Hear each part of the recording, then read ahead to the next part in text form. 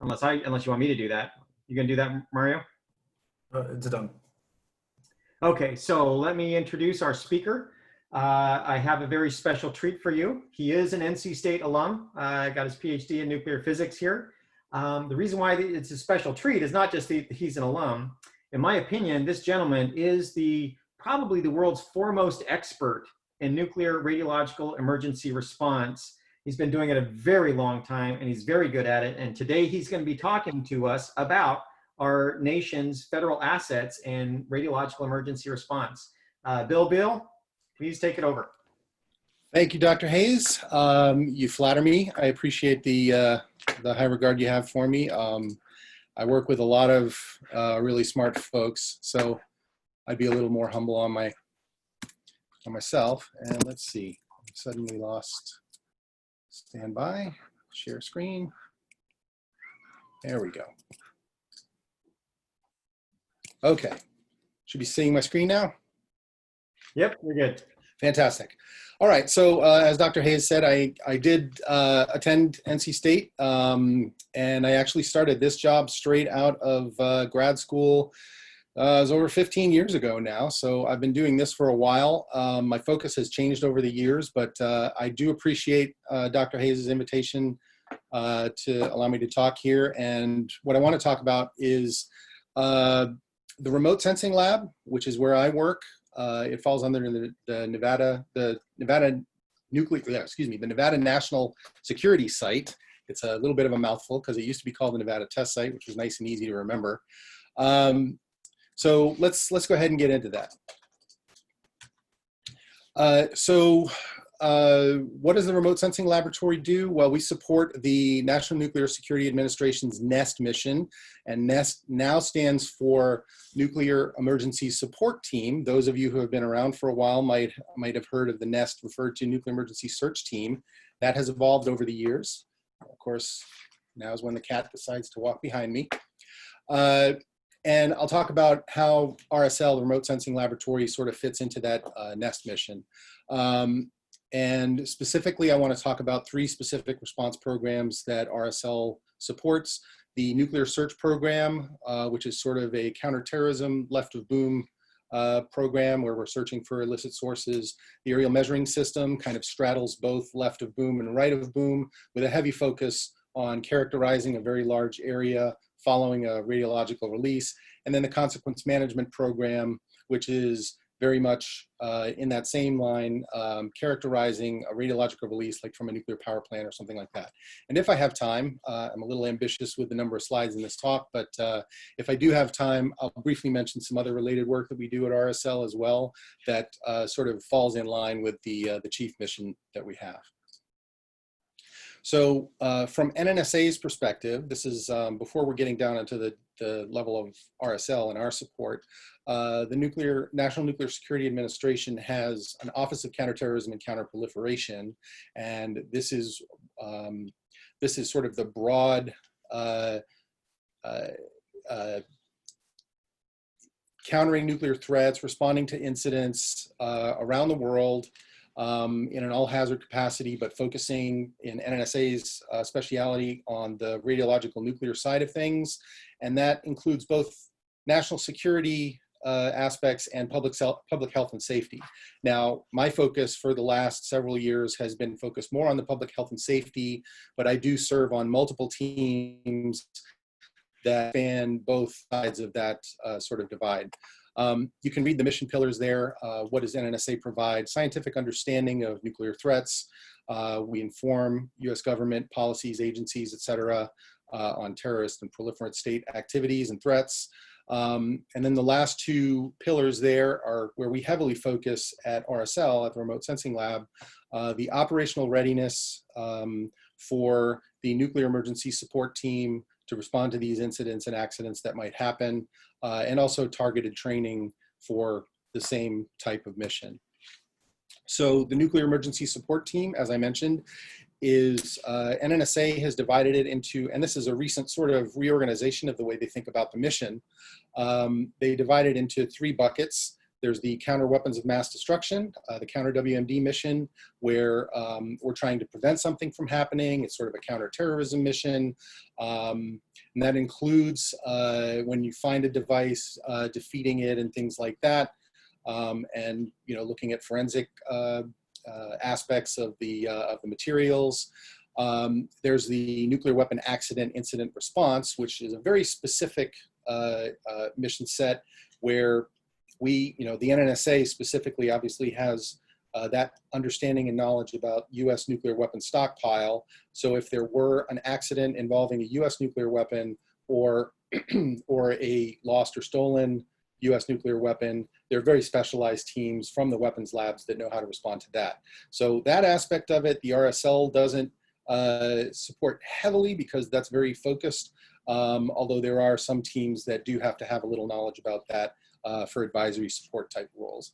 Public health and safety, we have a very large role in where we respond to protect. This is strictly public protection, not so much the counterterrorism aspect. This is when something has happened, we want to protect the public, and that means working with guidance from other agencies and working with the states to make that happen. So I've got a map here of NNSA sites. You might recognize that there's some DOE labs missing, and that's just because this is just the NNSA labs, the ones that are under NNSA control. There are plenty of other DOE labs, like you'll see Argonne is missing, Idaho National Labs, Pacific Northwest, etc. I only use this slide because what I wanted to point out is that the Remote Sensing Laboratory, we fall under the Nevada National Security Site. We are part of that management and operations contract that is chiefly designed to operate the Nevada National Security Site, formerly known as the test site, out in Las Vegas. So in that regard, we have the Remote Sensing Laboratory is actually two distinct locations. There's one out in Las Vegas at Nellis Air Force Base, and then there's one here in DC, which is where I'm located. Obviously not in the office at the moment, given the current situation, but the East Coast office is on Andrews Air Force Base out in Suitland, Maryland. And let's see, so the Nevada National Security Site, and by extension, the two RSLs are managed under a joint contract, joint venture from between Honeywell, HII, and now I'm blanking on the third one, but it's essentially one of these management and operation contracts. So we fall under a company called MSTS, that's Mission Support and Test Services LLD. Between the two locations, we've got about 230 people, 230 employees. About 2/3, 3/4 of it is out at Nellis. It's a larger building, and that's sort of the older location. They've been there for a while, supporting activities at the test site and elsewhere. And the Andrews office, which stood up initially not in that building, but which stood up in 1976 around the time of the bicentennial. The Andrews office opened up, and currently we have about 60 people in that office. Now I put a little pie chart at the bottom there to give you just sort of a sense. I don't think those numbers are accurate today. I think that graphic is probably a year or maybe a year and a half old. So it probably doesn't reflect our accurate numbers right now at Andrews, but at least logarithmically it's correct. And that sort of gives you an idea of balance of the kind of folks that we hire at Andrews. Now, if you go over to Nellis, those things may shift around a bit. Some get bigger, some will get smaller. But in general, we're looking for a lot of good scientific, technical, engineering type folks, as well as some folks that will support the operations side of things. And that brings me to my next point, where we fit in the community. And this is a little unique here. So you can see that, NC State and the national labs and other universities, they fill that heavy R&D applied, from the basic science out to the applied engineering role where if you think in technology readiness levels, TRLs, you know, that's the 1 to 6 or so range maybe about readiness for using it in some kind of application. Meanwhile, on the opposite side of the spectrum, you've got the sort of tactical operators that are out there where, you know, detectors have been shared with local law enforcement and FBI and others, and they can use those things, but they're not necessarily, they don't have the depth of knowledge on the rad nuke side that we at RSL can bring. So we kind of fill that niche between the heavy R&D and the tactical field operations, where we do have to, you know, we do have to do a little R&D and do lots of test and evaluation of things that other folks have developed and assess their suitability for field operations. And then we ourselves are also out in the field, and that's part of what was so appealing about this job when I learned about it, is that we're out in the field taking measurements, responding to incidents, and in general trying to, you know, improve the response and improve public health and safety and improve our nuclear security, our national security, excuse me. So the first program I'll talk about is the Nuclear Search Program. So here are the core mission areas: advanced radiological search and identification, advisory support, and that's generally advisory support to the lead NNSA Fed. If it wasn't obvious in what I said about the contractor aspect of this, as contractor responders, we are only authorized to go up to a certain point when we're giving advice, things like that. There are certain lines that we can't cross, like obligating funds and things like that, that only feds are allowed to do.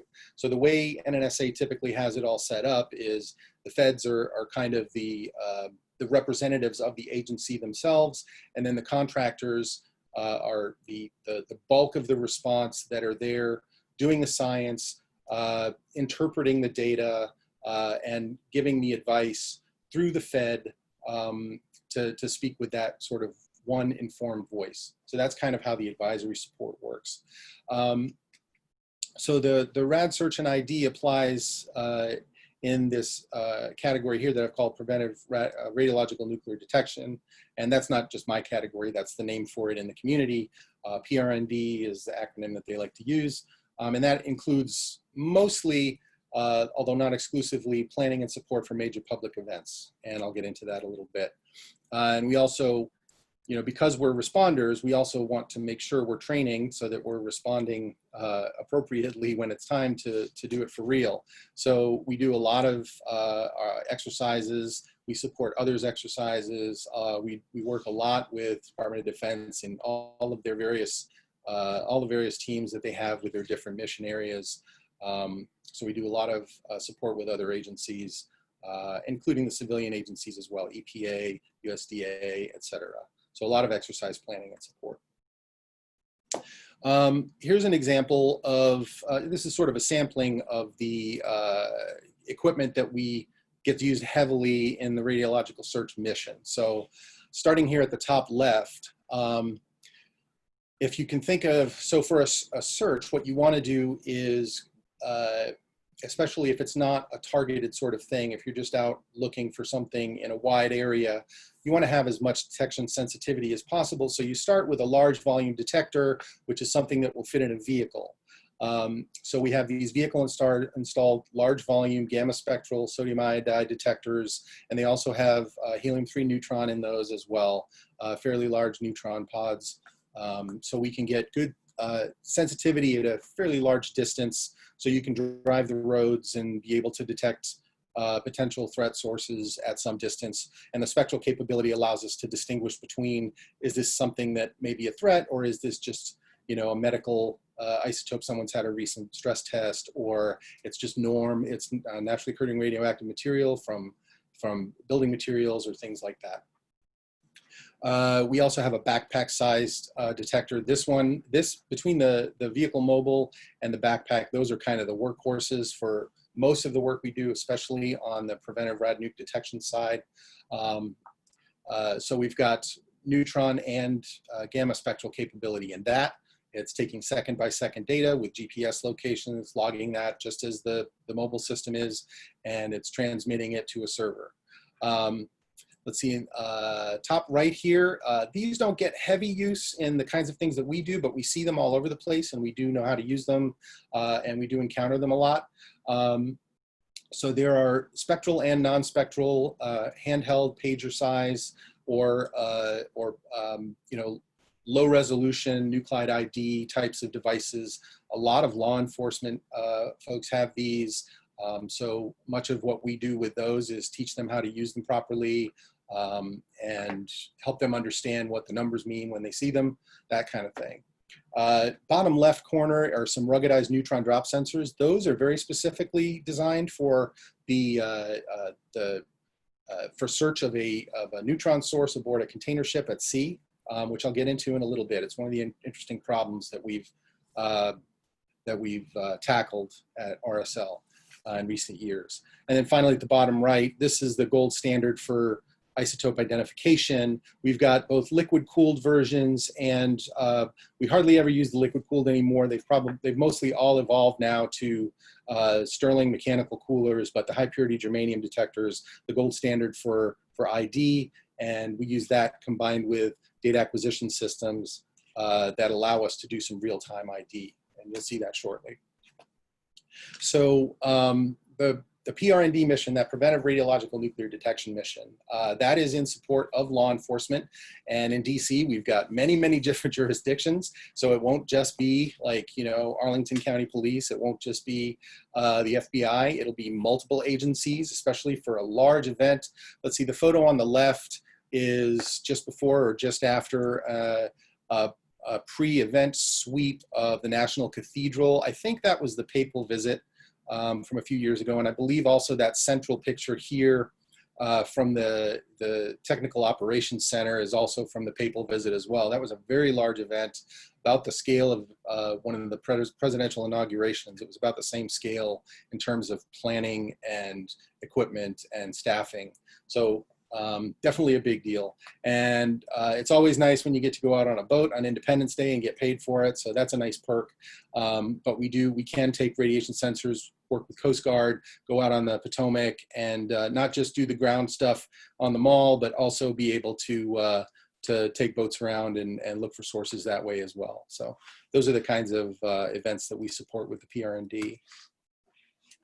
Now, when you're not just working to prevent something, but you also have, you might possibly have some targeted information, and this is where we work very heavily with law enforcement, where now you have an individual or a set of individuals or a location that needs to be exploited for information, and it needs to be low profile. So we train heavily on this one. We partner with law enforcement agencies to do this very targeted and tactical search, where our scientists get in vehicles with law enforcement and you know, with very rehearsed, very practiced tactics and some very clever concealment ruses. We can get some really good information from, you know, setting up a choke point where we know someone's going to drive by, or putting on a backpack and walking by someone who's completely unsuspecting that you might be sending data back to a server on whatever they're emitting from what they're carrying, right? So this is a really interesting aspect of the job for sure, and it's kind of fun coming up with all these different you know, ruses where you could put a detector in and have it still successfully transmit data. One of the major challenges for this is often, almost all the time, we're not the ones that are taking the detectors out. We're handing someone else and saying, okay, go do this. It's the action piece that's really crucial, and making sure that we can mark the right part of the data stream to correspond to whatever actions they took out in the field, so that we know what correlates with what. So that can be a very challenging but fun mission. Here's an example to give you a flavor for the kinds of things that we're looking at. This is something you would see both in the targeted, the targeted search operation mission, as well as what you might see in the Technical Operations Center or in one of the vehicles during a PRND event. So we are now, RSL has developed this software that we use. It's called Avid. And our instruments that we take out in the field are all designed to take second by second spectral data, usually sodium iodide, but also we do use the high purity germaniums for this as well. We telemeter that data to a central database, usually via cellular connection, or if cellular is denied, we have satellite options and things like that. But that data can be monitored real time in both the field and the operations center simultaneously, or near simultaneously, 5 seconds delayed or whatever if you're in an ops center. So typically what you'll see is maybe a map and some strip charts, and you can send several different types of data. There's a lot of different metadata that you can track, both on location and remotely. You can have just the gross counts that are coming from your gamma detector in the entire spectrum. You can look at specific windows that you might have set. There are certain alarm algorithms that apply, some spectral algorithms, things like that. So you can, depending on what you're looking for or trying to prevent, you can set certain flags and be able to act on those. And here's an example of that. So let's take this vehicle mobile data where we've driven around. I think that's, I'm Washington Circle or something in DC. And you can see these little markers here that say S on them. That indicates that there was a spectral alarm. I don't know exactly which point those would correspond to in this strip chart here, but essentially you can watch your strip chart and you can see those alarms pop in and recognize where that occurs on the strip chart. Now there's two strip charts here. The first one is gross gamma counts. So that's just the total counts per second that are appearing in your detector. The second one is an alarm algorithm. So you can see that with a very large variation in the gross gamma count background, you may or may not notice a peak that would correspond to an unexpected source, just because it might be the same height as some previous background fluctuations. But if you have another data stream to look at that's just looking at an alarm metric, you might say, oh, okay, there's a little correlation there between the jump in the counts, the gross counts, and the jump in the alarm metric, so let's investigate that. And you can click, drag across, and pull up a spectrum. And so in this case, let's say we've selected that area, and now we're looking at just this peak in the gross count algorithm and looking at the spectrum that comes out from summing those 1 second spectra. And in this case, we've got a little excess peak here. I have experience with spectroscopy, so I can look at this and say, aha, there's a peak around 140 keV. That corresponds to technetium-99 metastable, which is probably the most common medical isotope that we see out in the field. So this is pretty much when we support these preventive rad nuke missions, we're seeing lots and lots of medical hits and lots of building materials. So fortunately, no bad guys have ever tried to smuggle any nuclear weapons or any RDDs into any of the events. So mostly we're just looking at medicals. Another thing, this is also an RSL developed tool for GPS denied or GPS irrelevant environments. I'll explain what I mean by GPS irrelevant. So it's, you can take data and have GPS track you around, and then you have a nice little map. But if you're in a building, you don't have a GPS signal, or if the scale is not suitable, if the drift in your GPS is larger than the scale that you're trying to map on, then you need some other solution. So what was developed at RSL maybe 15-ish years ago that we've improved on in the years since is this, what we call it's not even low tech, it's a no tech solution for relative location, where you literally just load a map image into your onto your tablet computer, and you can see Dr. Cope here, a recent graduate from NC State under Dr. Hayes. Thank you very much for sending him to us. You can see here, he's just tapping on the screen where he's walking, and it interpolates the data. So he'll start in one corner, tap the screen, walk to the next corner, tap the screen again, and then it'll interpolate the data points between there. And you do that many, many times, and you map out You've mapped out the entire area, and you cover it as best you can, with some areas, you know, off limits or unable, and you exploit those correlations in the data by contouring it.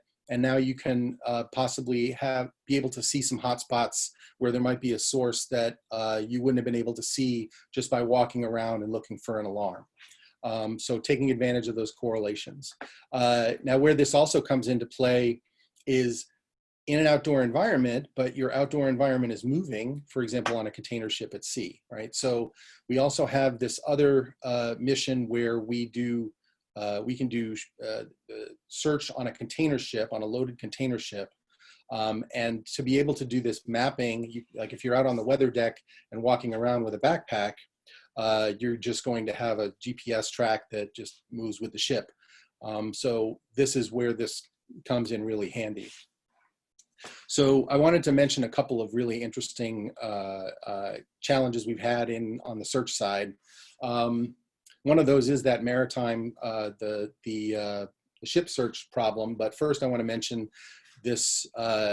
So back in the 1950s, when we enjoyed, you know, when we were still flying thermonuclear weapons around in planes around the world, in 1958, there was this military exercise, and a bomber collided with a jet that forced the bomber to jettison its Mark 15 thermonuclear bomb into the Wausau Sound off the coast of Tybee Island in Georgia.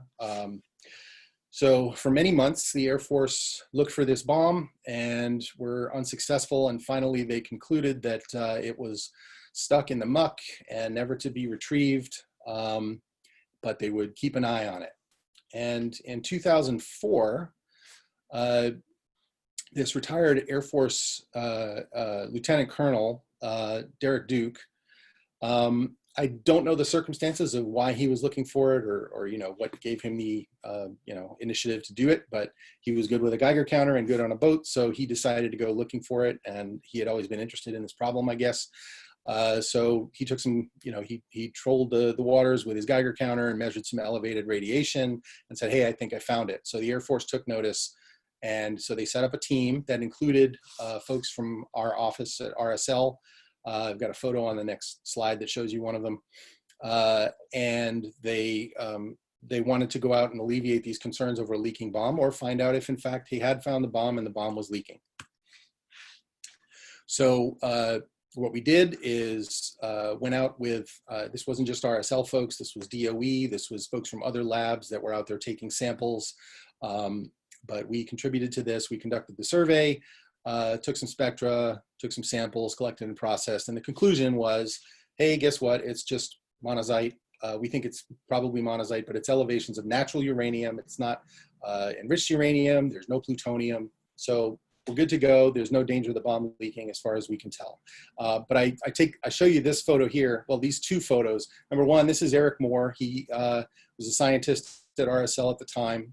He's moved on actually to our Santa Barbara lab. So he's doing a lot more R&D type stuff now, not quite as operational, but you know, he's had his fill of that, I guess. And this this photo down here, this actually, when I started in 2005, and this mission was over, this had become a $10,000 trash can in the lab at RSL. So those are still kicking around somewhere in our building. Another particular challenge, and I think I need to speed up here significantly, but another challenge we have in search is this shipboard search, especially for container ships. So for reasons that I don't want to get into too much detail here, just in the interest of time, ships at sea can look like floating neutron sources. It's a combination of cosmic rays causing spallation, and also just the cosmic rays themselves, by the time they get to sea level, are going to contribute some normal natural neutron background. Those neutrons tend to bounce around like a BB in a boxcar when you've got a big a pile of high Z material like a giant ship sitting in a bunch of moderator that's thermalizing and absorbing the neutrons in the ocean, right? So effectively, a ship looks like a floating neutron source, a ship at sea. And then when you combine that with the fact that there's no terrestrial background,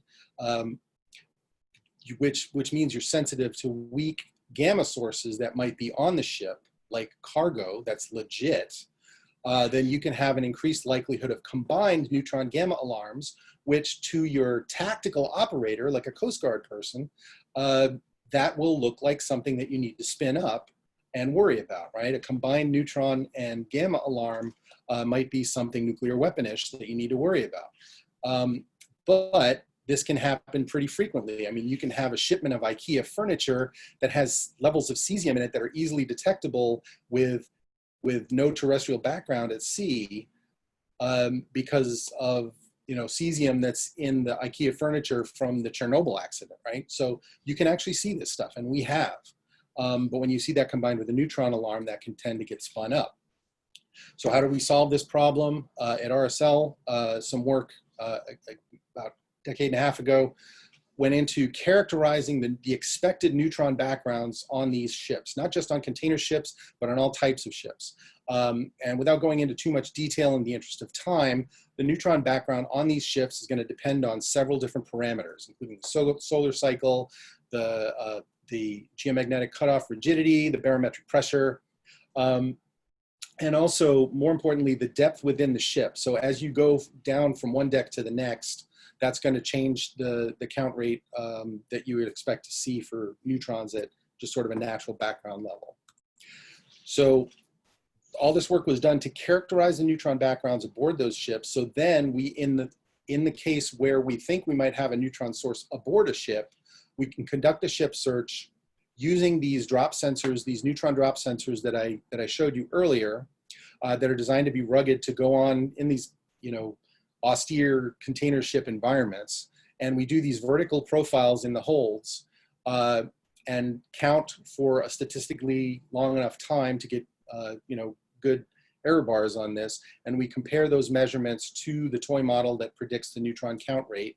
So those correlations allow you to confirm or deny that you have a neutron source present that should or shouldn't be there.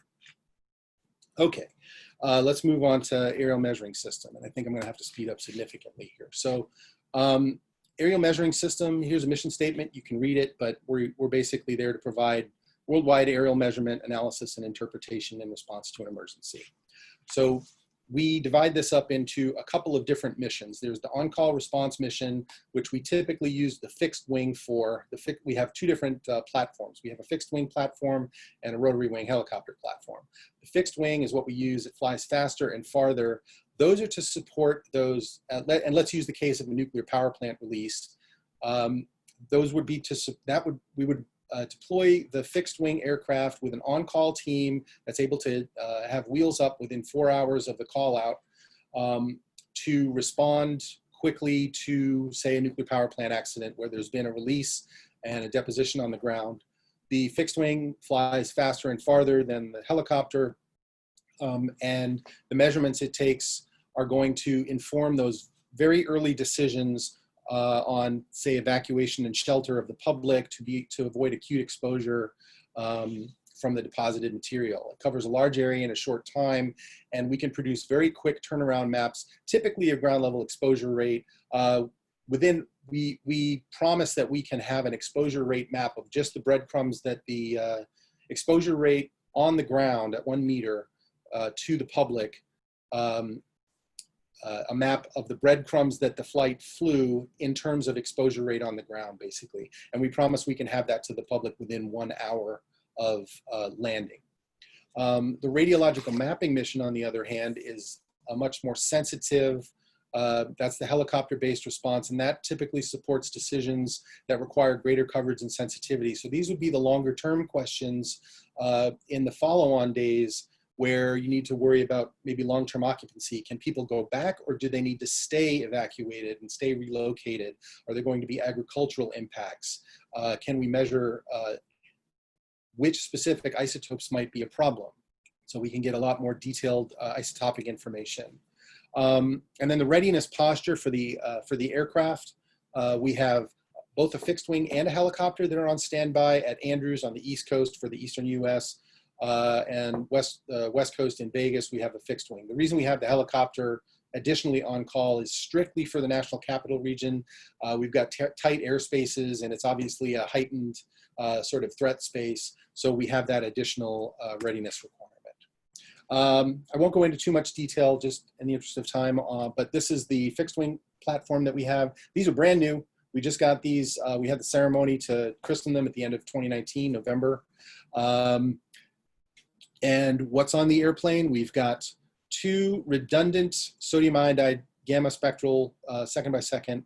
These are just like what we have in our mobile vehicle mobile systems. We fly them in the air. In this case, there are, in each of these 2 black boxes, there are 3 2-liter crystals of sodium iodide, and those are summed independently with each box. If need be, we can aggregate them as well, but typically we fly with 2 redundant systems of 3 crystals each. We also fly with a health physics kit, which is basically radiation control sorts of things, so for crew safety. Here's the helicopter. So you saw we have those 2 independent boxes with 3 2-liter crystals each. If you take one of those boxes of 3 and then double it, 2 of those boxes go into one pod, and then 2 more boxes go into the other pod. So we have 4 times the detector volume in the helicopter platform. The helicopter can fly at, say, 100 or 150 feet instead of at 1,000 or 1,500 feet to be able to get a much more detailed picture of what's on the ground, and is much more sensitive to sort of background fluctuations and things like that. So here's a typical flight pattern for the rad mapping mission. We fly parallel lines for full coverage. The rule of thumb is that the effective field of view of the detectors is twice the altitude, is a circle with a diameter of twice the altitude. So that's the line spacing that we fly. And the goal, of course, is full interpolation using creating a contour map with full interpolation of the line-by-line data. And here's an example of that. This is something we produced on request from the Calvert Cliffs nuclear power plant just last year. They wanted to demonstrate to the public that their dry cask storage was not creating any additional radiation off-site. So they asked us to map it for them, and we did so. And we had a really good, they invited us to a little party they had for breaking a record for uptime. So that was a nice little survey. It was super simple. It was a very small area to cover, but we got a lot out of that. It was really good in terms of just building relationships as well. We have a good relationship with the power plants and with the states, the teams that respond offsite as well. Anyway, you can see here. So what we've done is we've extrapolated counts in a detector at altitude using an empirical factor that we measure by flying at different altitudes and extrapolating to ground. And we've also removed a local contributions from radon daughters and cosmic rays to just express this in terms of the terrestrial exposure rate, stuff that's just due from the stuff on the ground. Here's another example of one of the AMS data products we can make. This is isotopic extraction. So we do have the ability to take regions of interest and just look at the isotopics. In this case, this was a really fun mission, actually. I was the lead for this. I was the mission manager for this survey that we did. This was a 2-week survey in upstate New York of the Western New York Nuclear Service Center, which is, this is the only time, I'm told, this is the only time in this country that we've done commercial reprocessing or have attempted commercial reprocessing. And it ended up, for many reasons that I won't get into, it ended up, not being feasible. But somewhere along the line, they actually burped some material, well, a couple times actually. So ever since then, it's been a cleanup site.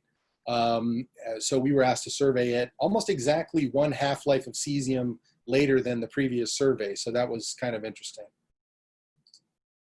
Okay, so let's quickly move on to consequence management. I know I've got a limited amount of time here. So this is the mission that I support most heavily in my role at the Remote Sensing Laboratory. So there's something called the Federal Radiological Monitoring and Assessment Center, the FERMAC, and this grew out of 3 Mile Island, where all the agencies had their plans and they had exercised them, but there was no unified efforts to coordinate all of that activity into one message. So that's what, so the mandate from the Carter administration was, hey, let's all get on the same page, at least federally. And what that is now is called the FIRMAC. So it's an interagency federal response. Now, an NSA is not the only responder. DOE is not the only responder that makes up the FIRMAC, but somebody has to be in charge. And for those of you who are fans of the American version of The Office, this is the RSL's consequence management program is kind of like the party planning committee. So we'll bring the balloons and the streamers and the disco ball, and we'll make sure that people get there and they have directions, and then everybody else can show up to the party once we've got it all set up. So that's kind of RSL's role here in the consequence management program. RSL's the initial response elements, which are partially but not completely filled with RSL personnel. We've got a home team support, which is available immediately, and that's basically on the phone kind of advice, technical support, GIS support, coordination, logistics, that kind of thing. The CMAC, Consequence Management Advanced Command, is basically an advanced team that shows up. It's essentially the management team. It's the lead for each division in the FIRMAC that would show up and coordinate all of that stuff to basically grease the skids for when the full team arrives, the consequence management response team, which then is 50 to 100 people, full field support, and we'll go into that here. So, sorry, I'll go into that next. Consequence management home team, this is your, well, I don't think I have time to go into detail here, but generally this is your reach back support, scientific support, atmospheric modeling. It does include not just RSL folks. This picture you see is the hub of the home team, which is where all the phone calls come in. So it is our own scientists and technical people, but it's also folks from Livermore, the atmospheric modeling folks at National Atmospheric Police Advisory Center. It's folks from other federal agencies like the Advisory Team for Environment, Food, and Health, from USDA, FDA, et cetera. But this is the center of that reach back support for the affected states. The consequence management response team then is the full 50 to 100 people get on a plane. We bring the people, the equipment, and then let all of the other folks that make up the full FIRMAC sort of join that nucleation site and become the full federal response that with a coordinated coordinated information flow to the affected state or states. And so the CMRT, the Consequence Management Response Team, it is GIS folks, it's assessment folks to do dose assessments, data evaluation, making maps, health and safety people to protect the responders, to support the responders, not for the public. Field teams, of course, to actually take the data, contamination control. Sample control is a very large aspect of this. We have a lab analysis division, and they are there corralling all of those samples that are going to be coming in and tracking them throughout the lab system as well. And that's the more important part, I think, than just collecting the samples, is tracking them and then reporting the results. Reporting the results through our assessment division, then to the state or the affected state to be able to interpret and make the right decisions. So very, very quickly, I can't mention the consequence management program without mentioning the response to Fukushima. Now the FIRMAC is an interagency domestic response where FEMA would essentially request that the FIRMAC be deployed and DOE would respond as the initial lead. Now overseas, there's no coordinated federal response because it's not a federal response, it's somebody else's country. So what we did in response to Fukushima is initially, we actually got called over there as a request from the US military because there's many, many bases over there. So we brought the team that we would normally bring, the consequence management response team, responded immediately within within 3 days, I think, of the March 11th. I think by March 14th, they had deployed and were on the way to Fukushima. So we did a lot of aerial monitoring. That was the bulk of what we did over there was take aerial data. And I hope it's obvious to everybody why we did that, right? We wanted to map how far the contamination went and what kind of what kind of hazard it posed to the public and how far out. Now, we didn't fly our aircraft over there. We took our scientists and techs and our equipment, and we shipped it over, and we flew on U.S. Forces Japan aircraft. So on very similar platforms to what we fly in the States, we use their pilots and their aircraft, and we train them to fly the kinds of missions that we do. So initially, we were there flying and in support of initially the U.S. military, and then also the embassy and U.S. citizens in country. And then eventually, once the data started rolling in and Japan realized that we were taking all this valuable data, we started working very closely with Japan, and actually ended up conducting joint surveys over the course of 2.5 months of the entire 80-kilometer area around Fukushima. Here's a couple of example flight path products. The one on the left is just showing where the in this case the UH-1 flew. That's a helicopter, and then on the right side is with colorization based on extrapolated to exposure rate. And here's sort of the final product. There's a couple different products. In this case, on the left is a ground level dose rate in microsieverts per hour, normalized to April 29th, 2011. And then on the right side is a cesium extraction where you've got total cesium deposition. So these are examples of the high quality of information you can get from this aerial data. We also did ground monitoring. I've got to sort of move along here, so I'll just give you some pictures. We did ground-based vehicle gamma surveys, gamma in situ for spectral. This complemented the soil sampling. So we did soil sampling, including some core samples as well, just a few core samples to measure migration of the contamination through the soil over time. But these in situ measurements are actually a really quick and easy way of getting ground deposition isotopics without having to send something off to a lab. We're also measuring ambient dose rate. We're taking air samples. In this case, this is an air sampler that we had on top of the US Embassy in Tokyo. Assessment had lots of work to do.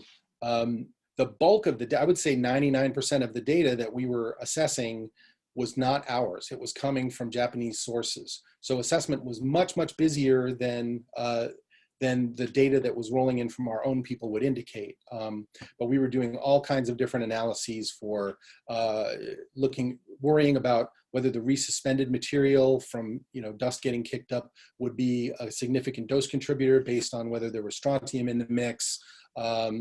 Looking at protective action levels for the Japanese public in comparison to the US and deciding what to do. Doing trend analysis was a very important one. Watching the dose rate go down was a big part of this. So just reporting dose rate over time or exposure rate over time was an extremely valuable product because the public just wanted to see that the dose rates were going down to ensure that the emergency was progressing in the right direction. If we started seeing things go from orange to red instead of red to orange, then people are going to get worried again. So that was a big part of what we did in Japan. Let's see. I don't think I have time to mention this, although I really wish I could, because Dr. Hayes' student, Joseph Cope, you can ask me about it afterwards if you like, but we also support NASA missions because they fly with radioisotope thermoelectric generators, and they may have a, quote, launch anomaly. So we want to be prepared for that and be able to characterize it. So in the interest of time, I think I will wrap up there. We do plenty of other work. These three programs that I sort of went through here are not the only thing we do. Obviously, we're not responding all the time. Thankfully, we're not responding all the time. And we're not training all the time either. The budgets will only handle so much of that. So we do have to go get some other money elsewhere from different programs. And there's a lot of interesting work out there. The Nuclear Incident Policy and Cooperation. People love to run that because there's lots of travel. So if you like to travel, that's something you might want to work on. Anyway, with that, I will just add a final note that we do currently have an open job rec for a senior. I think that could also be upgraded to principal scientist depending on your level of experience. But we do still have one open job rec at the moment on the science side. I think there's also a couple of jobs available right now. There's a couple open job recs on the tech side as well for technologist or possibly engineer. I'd have to check. But there's your website right there. I guess we're recording this, so you can always go back and copy it down. And I believe that is my last slide. So please do, if you're interested, if this is something you sound like, that sounds like you might like to do, and you're a student and you're thinking about your jobs, take down my email address. Feel free to contact me. Go through Dr. Hayes if you want. But you know, we're right up there in DC. If you don't want to stray too far from North Carolina, there's also, and if you like Vegas, you can always move out to Vegas, but we're always looking for good people.